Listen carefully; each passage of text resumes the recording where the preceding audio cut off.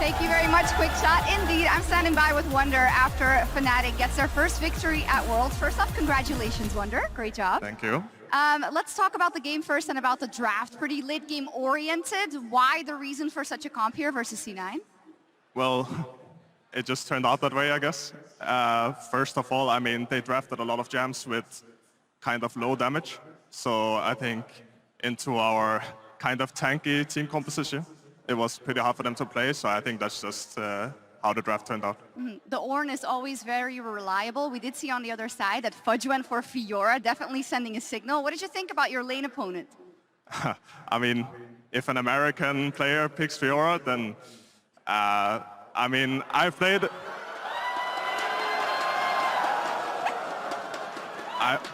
played against enough Korean and Chinese top laners to kind of know how to play against the champ. And I don't think Fudge exceeded my expectations. Okay.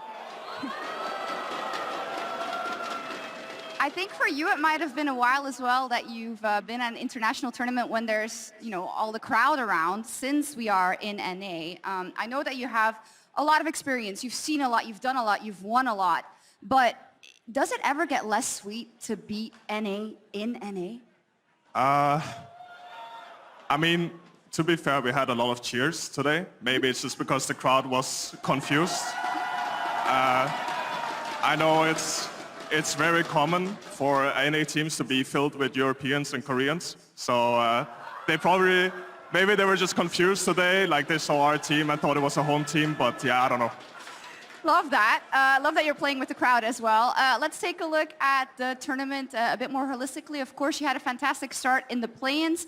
How much of that momentum has carried on into the group stage, and how much recalibration was there knowing that you're going up against completely different level of teams?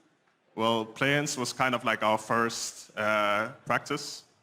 We didn't really have any scrims, so we just play in games. They were all scrims, and this is our real deal. This is when we show up. So I think, of course, beating Cloud9, I mean, I don't know, going into a tournament like this, you don't really know.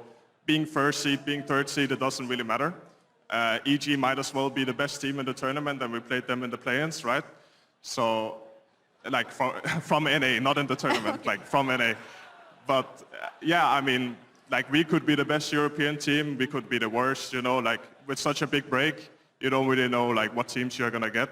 So, I mean, I'm just excited to play against the other teams in our group, really. Yeah, talking about the other teams in the group as a final question, of course, T1 and EDG.